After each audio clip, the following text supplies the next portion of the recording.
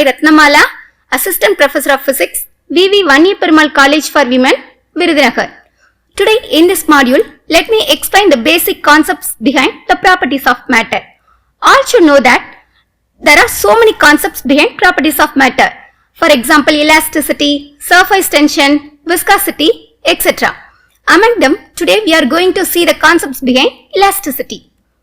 What is elasticity? Suppose when an external force is applied to the body, there will be some changes in its properties. For example, its length, shape and volume gets changed. But after the external force is removed, the body tends back to its original shape, size, etc. So we can call that the body is a perfect elastic body. So we can define that the property by virtue of the body regain its original shape and size after the removal of external force is termed as elasticity. Such a deformation is referred to as elastic deformation. Next comes plasticity. Here is the opposite of elasticity. Suppose after the removal of the applied electric force, the body do not regain its original properties, for example shape, length, etc. Such a body is referred to as plastic body. So here is the example for plastic body: chewing gum, otherwise wax, etc. So the property by which the body does not regain its original shape and size on the removal of applied external force is termed as a plasticity.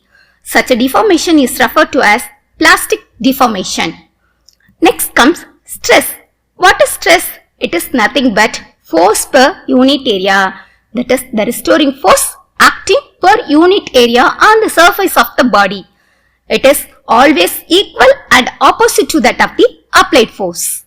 So there are three types of stresses. First one, linear or longitudinal stress.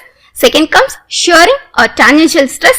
And the third one, volume or bulk stress. Let us see one by one. First comes linear or longitudinal stress. Already we see that the body changes its property when we apply external force to them. Here, if we apply force perpendicular to the surface area of the body, its length gets changes. Once again, linear stress is classified into two types. The first one is tensile stress. Tensile stress normally tends to stretch or lengthen the material, and it always acts normal to the stressed area. Here we see that if you apply force to that body, the body stretches its length, otherwise lengthen its size. Next comes compressive stress. Compressive stress tends to compress or shorten the material size, and it always acts to the normal to the stressed area. Here we see that if you apply force to that body, compression takes place within the material or within the body. Here comes the second type of stress, shearing stress or tangential stress. Here the force is applied along the surface of the body. And the third one, volume or bulk stress. Here the body is subjected to stress or force from all sides of the body. So hence its volume gets changed. Next comes the factor strain. It is nothing but the ratio of change in dimension reduced by the external force with respect to its original dimension. So we can simply say that strain is equal to change in dimension divided by original dimension. So both are two similar quantities. Strain has no unit or no dimension. Strain also classified into three types: linear strain or longitudinal strain, second one shearing strain or tangential strain, and the third one volume or bulk strain. Linear strain is nothing but the property, particularly length of the material gets changed. So therefore linear strain is equal to change in length by original length. And the second one, shearing strain. Here the angle gets deformed. The body's material angle gets deformed. So it can be written as theta. Third comes volume strain or bulk strain. Here we apply force on all directions of the body. Its formula becomes change in volume divided by the original volume. So with this factor, we conclude one more term, elastic limit. the scientist Hooke defined the term the maximum stress up to which the body can able to regain its original property, whether it may be length, shape or volume after the removal of force is said to be the elastic limit. So Hooke's law states that the stress is always directly proportional to the strain within the applied elastic limit. So stress by strain. We can say that stress is proportional to strain. We can remove the proportionality by the constant called E. Here we defined as stress is equal to E into strain. Here E is nothing but the proportionality constant, elastic modulus or modulus of elasticity. It depends upon the nature of the material we take, whether it may be a iron or plastic material, and its unit is Newton per meter square. Next, classification of elastic modulus. Elastic modulus can be mainly classified into three types. First one, Young's modulus. The second one, rigidity modulus. And the third one, bulk modulus. Let us see one by one. Young's modulus. It is nothing but the ratio of change in longitudinal stress to the longitudinal strain within the elastic limit. It is always represented by the symbol Y. Already we know the formula for stress and strain. So we can easily define longitudinal Young's modulus. Y is equal to longitudinal stress divided by longitudinal strain. Let us consider the material. The material original length is taken as L.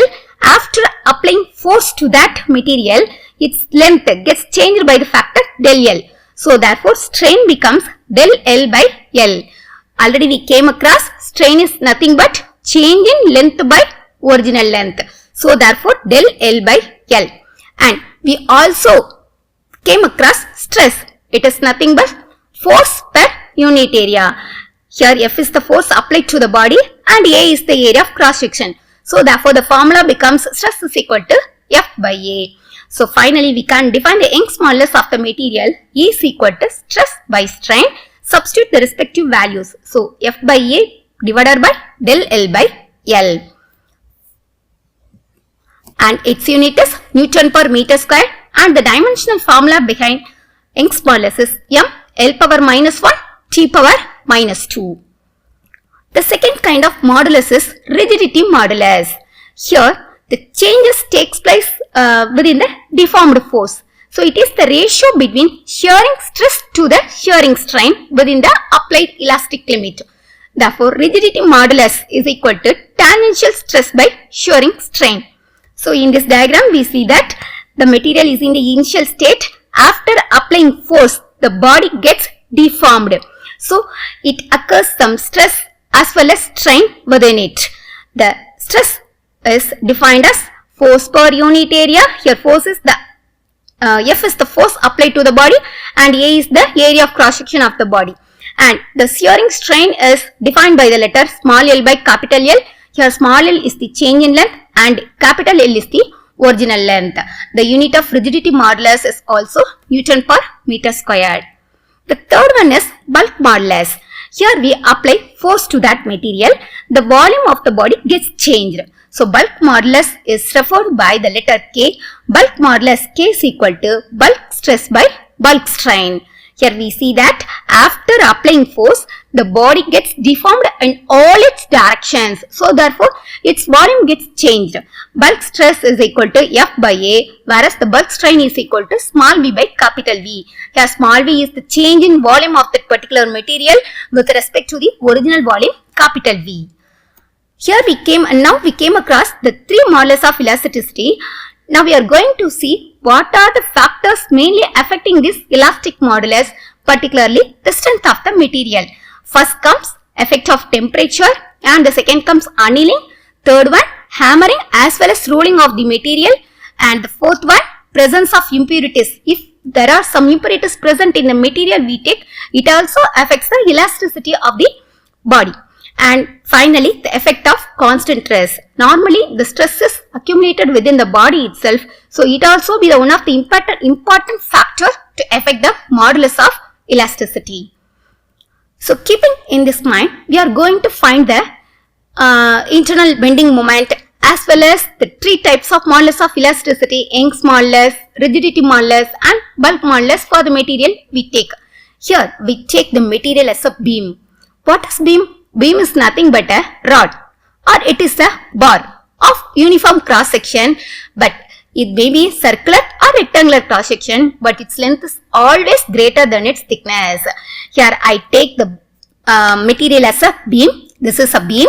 It is a rod or bar, but it is in uniform cross section, whether it may be cylindrical form or it may be a circular form, and its length is always greater than its thickness. Now we are going to find the internal bending moment of this beam. In order to find the internal bending moment, we are going to come across some properties. So first, let us see about what is internal bending moment.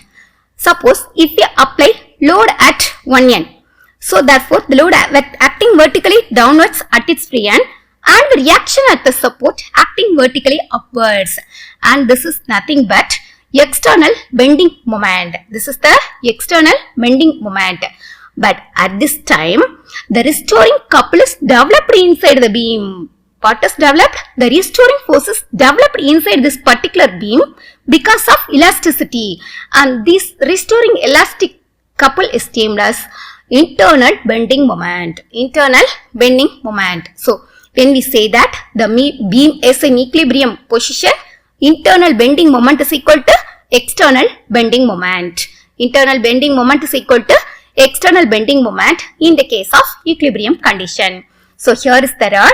Here we can say that AB is the filament and CD is also the filament. Here AB is the upper filament and CD is the lower filament. And here we see that the filament AB gets elongated, whereas the filament CD gets compressed in its length. But there is a filament in the middle that is called as EF. That is the neutral filament. So the axis of the filament lying on the neutral filament is referred to as neutral axis. So at the top, the beam get elongated. At the bottom, the beam get compressed. But at the middle, there is neither elongation nor compression takes place. So at the equilibrium condition, internal bending moment is equal to external bending moment. So here the original length AB is taken as r theta and the extended length is taken as A prime B prime, which is equal to r plus z into theta.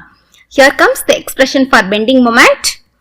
So increase in length, we can find the increase in length with the help of the above formula A prime B prime minus AB, so which is equal to z into theta. Already we know the formula for linear strain. It is nothing but increase in length, that is change in length by original length. Here change in length is taken as Z and original length R. So after simplification we get Z by R. We know the formula for Young's modulus. Young's modulus E is equal to stress by strain. Stress is equal to E into linear strain, that is Young's modulus of the particular material into linear strain. After substituting the values, stress is equal to E into Z by R. Now we come to know the formula for force. Stress is equal to force by area. So with the help of force, with the help of stress, we can find the value of force. F is equal to stress into area. Stress, just now we find the value of stress E Z by R, and area is taken as del A. So after computing the value of force, we can find the moment of force. So the moment of force about the neutral axis, we can multiply the force with the help of Z, that is nothing but thickness produced in the neutral filament. So E by R into del A into Z square. Next we can find sum of moment of all forces acting on all the filaments. So internal bending moment is equal to, we can sum all the moment of sum of moments, summation E by R del A into Z square, which is equal to AK square. This AK square, this factor AK square is nothing but geometrical moment of inertia. It is denoted by the letter IG. Geometrical moment of inertia is represented by the letter IG. So finally we can find that the internal bending moment of the beam or the material we takes the formula EAK squared by R. EAK squared by R. Here we replace the geometrical moment of inertia by the letter IG. So the final expression becomes E by R into IG. Thanks for the opportunity. Now I hope also be aware of some concepts, basic details behind elasticity. Thank you.